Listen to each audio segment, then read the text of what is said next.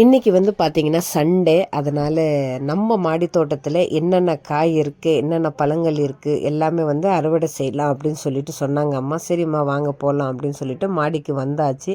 இன்றைக்கி பார்த்திங்கன்னா அந்த அளவுக்கு வெயிலும் இல்லை, வானம் வந்து பார்த்திங்கன்னா நல்லா மூடிக்கிட்டு தான் இருக்குது. மழை பெய்யுமான்னு தெரியல. ஸோ காலையில் நம்ம வந்தாச்சு. இன்றைக்கி பார்த்திங்கன்னா எங்கள் அம்மா அவரைக்காய் வந்தால் பறிச்சிட்ருக்காங்க. அவரைக்காய் வந்து 3 இடத்துல போட்டிருக்காங்க. அதாவது மூலைக்கு 3 கொடியாக போட்டிருக்காங்க. 3 இல்லை 4 கொடியாக போட்டிருக்காங்க.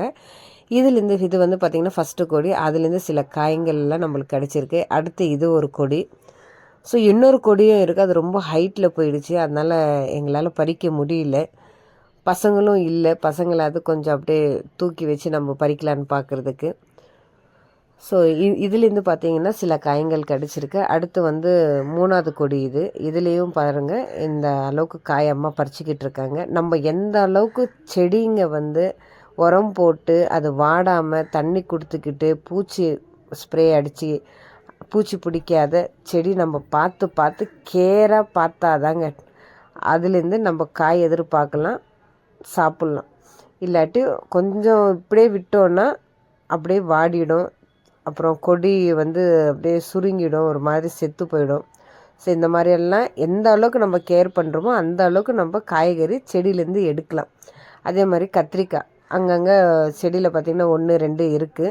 அதாவது கலந்து இருக்கிற காய்கறிங்க, அதாவது கலந்து இருக்கிற கத்திரிக்காய். ஸோ கத்திரிக்காயும் பறிச்சாச்சு. இப்போ இன்றைக்கி தேவையான அளவுக்கு எல்லாமே கிடச்சிட்டே வருது நம்மளுக்கு. இப்போ பார்த்திங்கன்னா பச்சை மிளகா, இதுலேருந்து ஒரு 4 பச்சை மிளகா அம்மா பறிச்சிக்கிட்டு இருக்காங்க.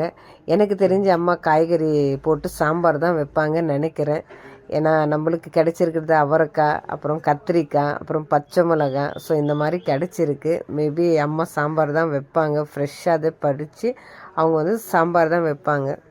ஸோ இன்றைக்கி பார்த்திங்கன்னா அப்புறம் பார்த்திங்கன்னா வெண்டைக்காவும் நிறைய கிடச்சிருக்கு. பொரியல் செய்கிற அளவுக்கு இருக்குது. 1/4 கிலோவுக்கு மேலேயே கிடச்சிருக்கு.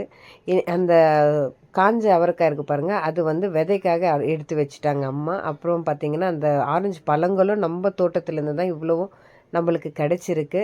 ஸோ இன்றைக்கி காய்கறி சாம்பார், வெண்டைக்காய் பொரியல், ஆரஞ்சு சாப்பிட்றதுக்கு. ஸோ இதே மாதிரி இயற்கையான விஷயங்கள் உங்களுக்கும் ரொம்ப பிடிக்கும் அப்படின்னா என்னோடய சேனலை மறக்காமல் சப்ஸ்கிரைப் பண்ணுங்கள், சப்போர்ட் பண்ணுங்கள். தேங்க்யூ.